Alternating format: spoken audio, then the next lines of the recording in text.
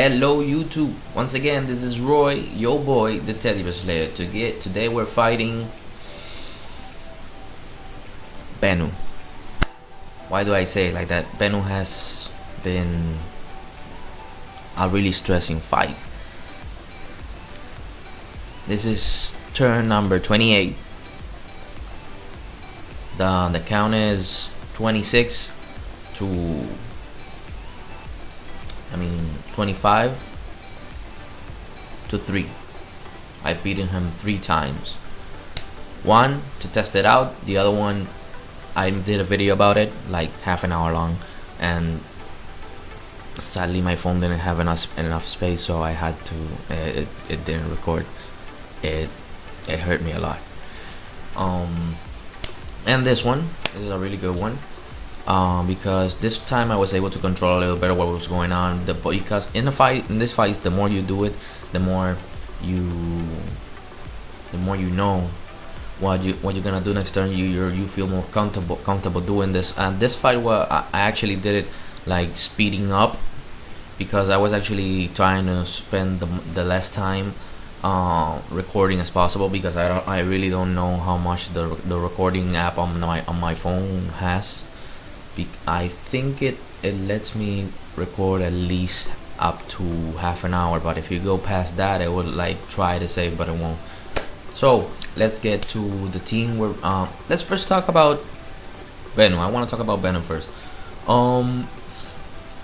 This is a really hard fight, so newbies, forget about being here. Let's say dolphins to whales. This is a place for at least dolphins or whales to be, or if you are free to play, that you have enough gear, or you grind enough to know you have a full inventory of TMs at your disposal, because you're gonna need a tank with a lot of spirit, a provoke tank with a lot of spirit. I mean a lot of spirit. You need at least, after buffs, at least 700, 800 spirit with at least over 11k HP, at least. The full evasion kit, you're gonna need that. You're gonna need immunization for the fight. You're gonna need, what else? You're gonna need someone that does a lot of hits to a single unit, that being Sephiroth, and to maintain your MP, and a buffer, and the monster to be entirely broken before he does his really strong attacks. So what happens with Bennu? Bennu's Verd has 100 million HP. 100 million. That's a lot. And it's not only that. Let's say he had like low defense or spirit. No, he has enough to make the battle long. And his attack and magic are really high, because if you don't break, or if you don't have like really buffy tanks, he's gonna kill you one shot and easily. And any one of the creatures that he spawns, because he spawns creatures. This is like one of his abilities. He's gonna spawn red founds or the red peaks. One of them, I don't know which one they are. One of them is, they're both counter. They're both, their strongest ability are counters, depending on what team you bring. If you use magic, they're gonna counter with AOE fire magic move. Yeah, AOE fire move. I'm not sure if it's magic or physical, but I think I tried countering it and I couldn't with the magic tank. Like I said, I've tried this a lot of times.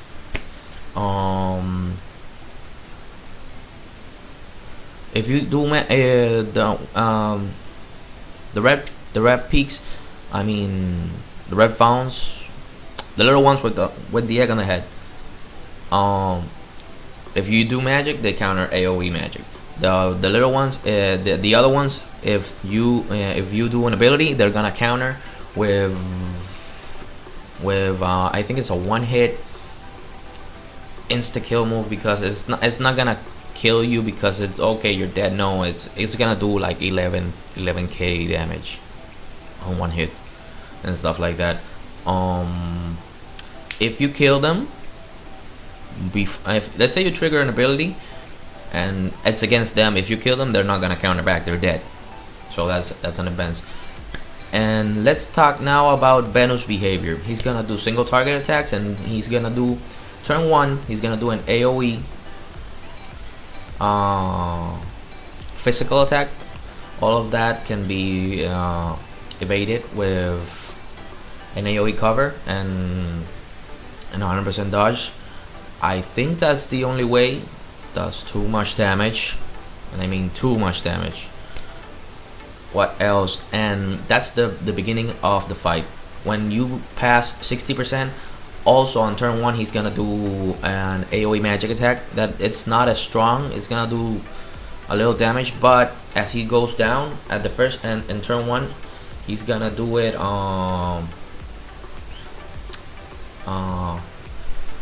2 times, and that's gonna be enough to leave your party. If you don't have enough HP or spirit, it's gonna leave them a little almost to the dead. You're gonna see that my team almost made it alive, and it's really you have to be on top of everything in the fight to see that, to be able to control it. What else?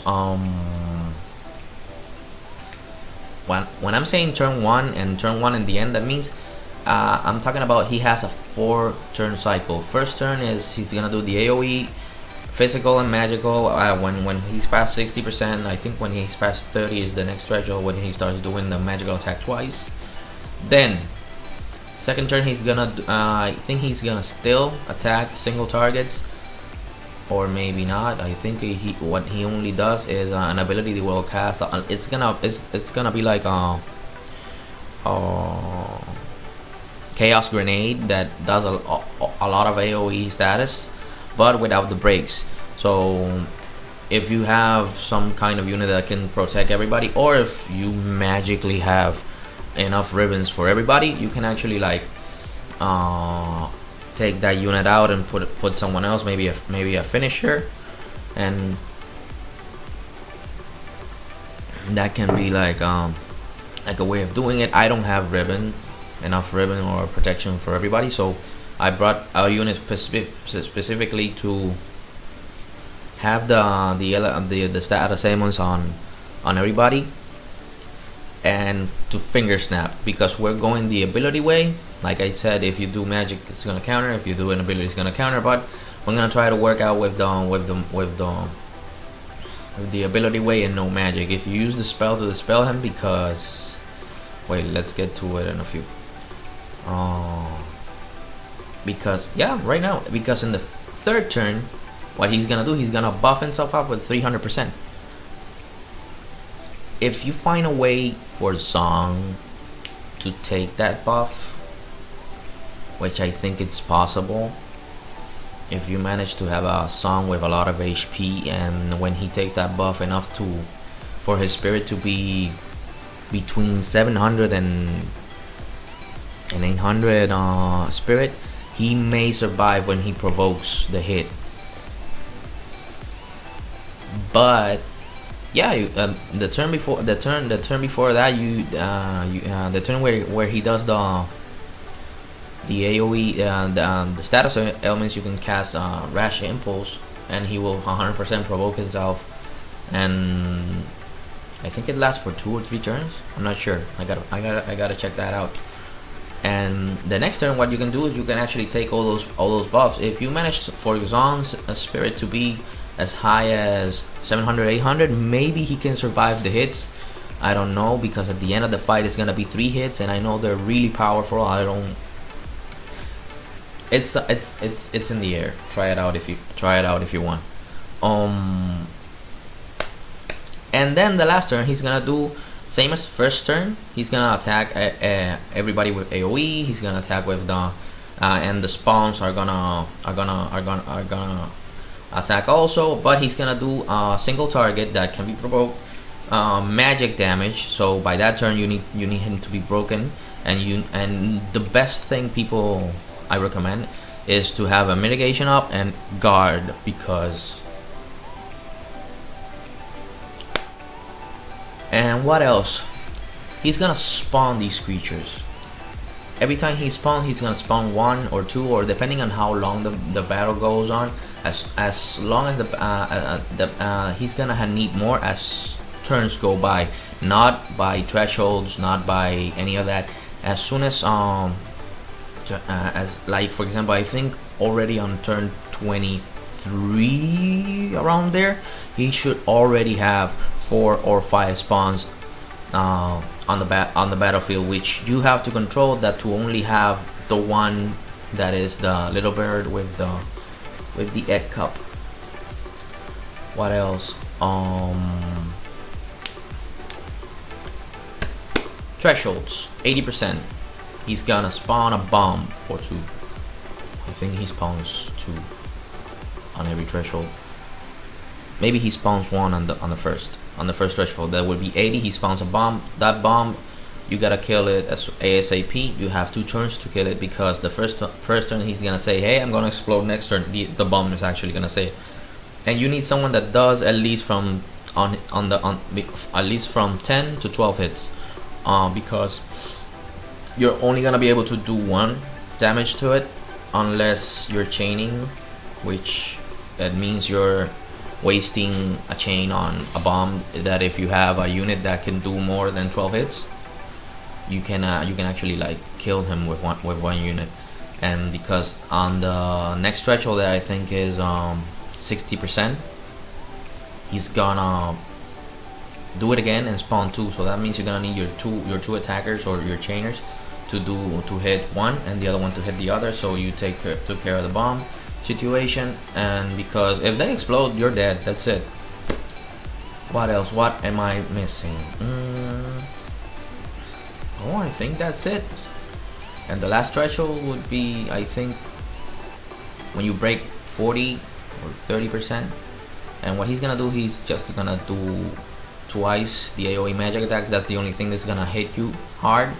And the attack that does a lot of magic at the beginning, it's gonna be random 1 or 2. When you break the second threshold, it's gonna be, I think, mostly 2 has more chance. And after you break the last one, it's gonna be 3, always 3. He's gonna do 3 times. You're gonna see the tank being almost dead. Sorry for this explanation being too long, but this is a really complicated battle.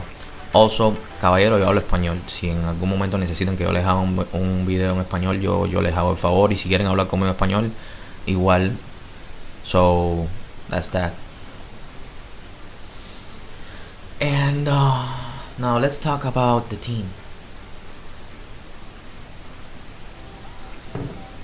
Team Willy. Why Willy? It's one of the strongest tanks there is. You need a lot of spirit. Equip him with whatever you got, but make him as tanky as what you see here, because if not, he's not gonna survive. You're gonna see that I barely make it. I don't know if he could tank one more. I doubt he could tank one more of those attacks, but luckily I don't know if randomly he can cast a 4th. If you're the unlucky person that he happens to cast a 4th with, I don't think so. That would be too much. Warrior, what's gonna do? Warrior's gonna be on second turn. What you're gonna need to do is on the second or third turn. Yeah, on third turn, the turn that he's gonna buff himself up. Where you're gonna need to have, because it's your turn first, then his, and he buffs up, and then you have the 4th turn.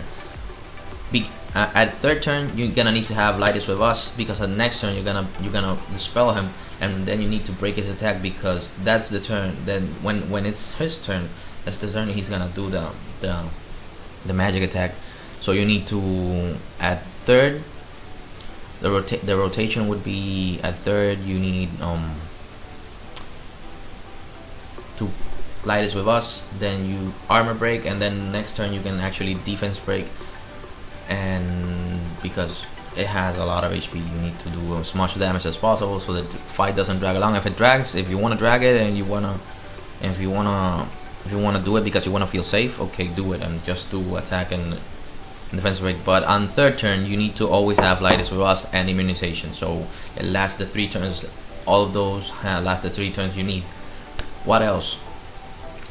We don't need a healer because we'll get to that. Then we have Sephiroth for the chains. Sephiroth is really good. I put him Tetra Sylph to have the bird killer and do a little more damage. He has Excalibur because we're doing chaining with another light Sephiroth that has his own Excalibur 2. I wish I had Excalibur 2 instead of 1, but the 10 difference is not that much. What else? Sephiroth.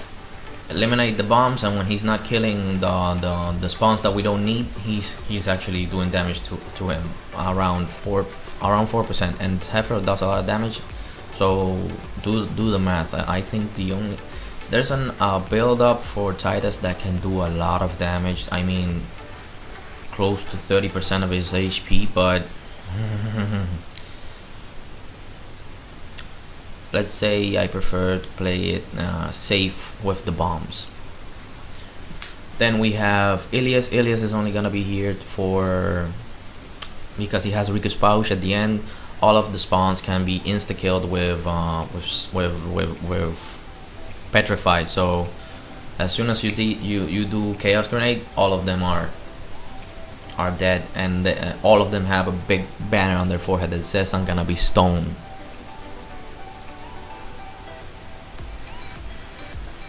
They're gonna be stoned.